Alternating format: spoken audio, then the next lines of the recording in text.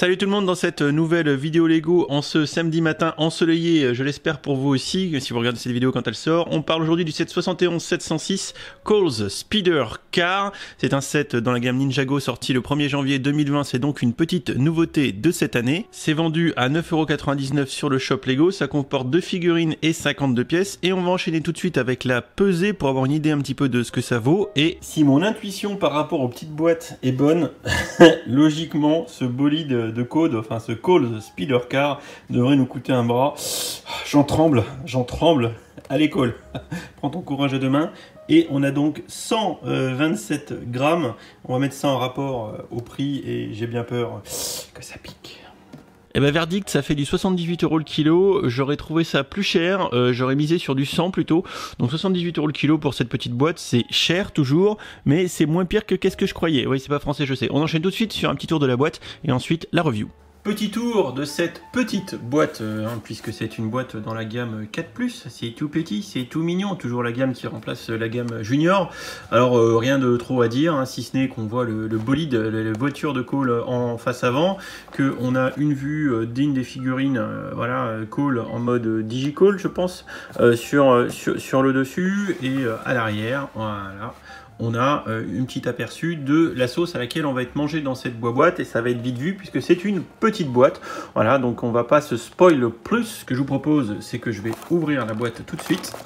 Oh, ah putain, j'y arrive pas. Ouais, c'est chaud des fois les petites boîtes comme ça. C'est un massacre ma petite dame. Hop, voilà. Ne faites pas ça à la maison les enfants, regardez le massacre que j'ai fait. Hop, voilà. Allez, on le fait en live. Un sachet, 2 sachets, la plaque de base de la voiture. En fait, ça va être une putain de plaque de base avec des roues la voiture. Et pour finir, la petite notice, passons au montage qui va être excellemment long, je le suppose. Et on commence la review par le tour des mini-figurines comme d'habitude, et ces nouveautés, ces boîtes 2020 Ninjago Prime Empire font la part belle à des nouveautés de figurines et de pièces de manière assez saisissante. Comme cette magnifique épée Carbor Cole, bien évidemment, visiblement en dual molded, on voit ici la garde de l'épée en blanc, où vient s'insérer la lame en jaune translucide fluo, c'est de toute beauté. La figurine de Digicole est pas en reste du tout, regardez les détails sur les jambes, les ceintures, les différentes impressions, le torse, alors qui est un petit peu commun à cette gamme dans les versions digitales des figurines. Enfin vraiment, je trouve les impressions très sympas et ça me fait évidemment penser à Tron, le film de Disney ou Tron Legacy, avec un petit peu l'héritage du gaming, de l'univers gaming autour de cette gamme Prime Empire. Sous son casque, on a 2 têtes, une pas contente avec son petit masque digital pour les yeux en mode un petit peu écran de réalité virtuelle, si je peux faire cette comparaison, et de l'autre côté, on arbore une tête plus normale, si je puis dire, avec un petit sourire coquin, si je puis dire aussi. Les casques, qui sont aussi des nouveautés, comme vous pouvez le voir, sont également des pièces en dual molded,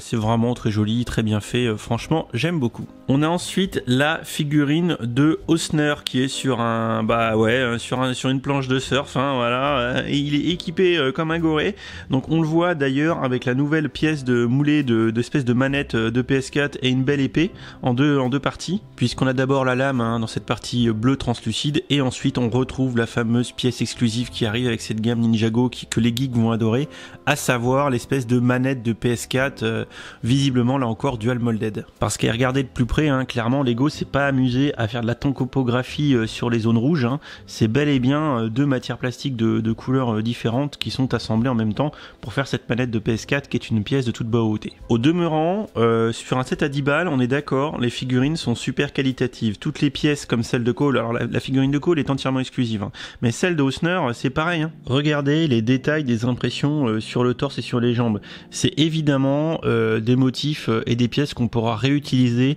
dans des mocks un peu post-apo ou gaming ou etc. On dirait qu'ils ont des petites cibles un peu comme au Laser Quest, franchement je trouve ça très sympa. Quant à la tête, plus que steampunk, il faudrait plutôt dire cyberpunk, c'est très joli, et on voit clairement que là encore on a droit à un dual moldage de qualité, un moule dédié, bref, pour la petite boîte à 10 balles, côté figurine, on est quand même gâté. En comparaison, le set en lui-même va nous paraître bien fade, hein, puisqu'au final il ne s'agit que d'une petite voiture, hein, rien de très particulier. On notera quand même à l'avant la pièce tampographiée, hein, ça c'est un grand classique hein, sur les 7.4+, pour éviter les stickers aux plus jeunes. Et là encore on appréciera les motifs. On verra qu'il y a un petit 4, hein, 4+, qui s'est glissé dessus d'ailleurs, c'est plutôt rigolo.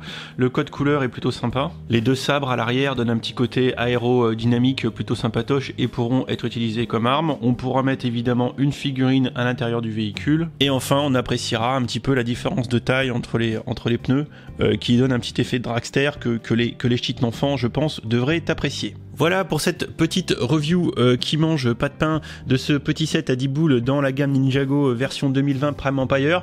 Alors pas un set qui a de grosses qualités en lui-même à l'intérieur, mais quand même malgré un rapport qualité-prix un peu cher, vous avez deux figurines très sympatoches à l'intérieur. La figurine de Hausner, je suis pas convaincu qu'on la revoie dans la gamme autrement que dans cette boîte. Et pour ce qui est de Digicall qui est juste là, eh bien visiblement on ne le retrouve que dans une autre boîte, celle du Temple à 85 €. Autant vous dire que si vous voulez avoir la collection des ninjas à moindre coût, acheter cette boîte à 10 balles dans les versions digitales, ça sera peut-être pas un mauvais plan.